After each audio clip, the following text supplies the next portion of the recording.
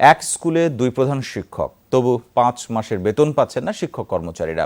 প্রশাসনিক কাঠামোয় এমন বেহাল দশা মিরপুর বাংলা স্কুলের। এতে ব্যাহত হচ্ছে শিক্ষা কার্যক্রম। সুনাম দূরে থাক, টিকে থাকার লড়াইয়ে খুঁড়িয়ে চলছে প্রতিষ্ঠানটি। শিক্ষা অধিদপ্তর জানিয়েছে শিগগিরই ব্যবস্থা নেওয়া হবে। 1964 সালে প্রতিষ্ঠিত মিরপুর বাংলা স্কুল একসময় প্রায় 14,000 শিক্ষার্থী নিয়ে সুনাম ছড়িয়েছে প্রতিষ্ঠানটি। সেসব এখন অতীত। শিক্ষার্থী কমতে কমতে এখন 4,000-এ ঠেকেছে।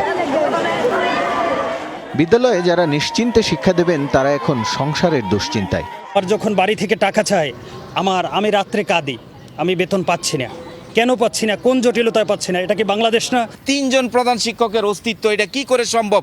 পৃথিবীর ইতিহাসে এটা বিরল ঘটনা। কোনটা ভ্যালিড হবে এখন? মন্ত্রণালয়ের যে চিঠি নাকি এখানে যে হেডমাস্টার যাকে ক্ষমতা দিছে এটা হবে? এই দ্বন্দ্বের মধ্যে আছে। আমাদের রীতিমতন বেতন ভাতা চাই। আমরা কোনো রাজনীতির রসায়নে পড়তেও চাই না, রাজনীতি করতেও চাই না। কর্মচারীদের অবস্থা আরও বেগতিক। অল্প বেতনের কয়েক টাকাও মিলছে না মাসের পর মাস। বক্তব্যগুলো প্রধানমন্ত্রীর কাছে পৌঁছে একটু অনুরোধ আপনাদের কাছে। আর কি বলবো, বলার আমার ভাষায় আসে না কিছু।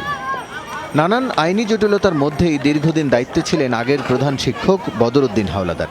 আদালত তার নিয়োগ অবৈধ ঘোষণা করলে জ্যেষ্ঠতার ভিত্তিতে শিক্ষক আবুল কালামকে দায়িত্ব দেয় শিক্ষা অধিদপ্তর। কয়েক মাস চলে স্বাভাবিক কার্যক্রম। অধিদপ্তরের সিদ্ধান্তের বিরুদ্ধে আগের প্রধান শিক্ষক রিট করলে 4 এপ্রিল পর্যন্ত তা স্থগিত করেন আদালত। ম্যানেজিং কমিটি না থাকার কারণে আমাদের মন্ত্রণালয়ের দ্বারস্থ হইতে হয়েছে।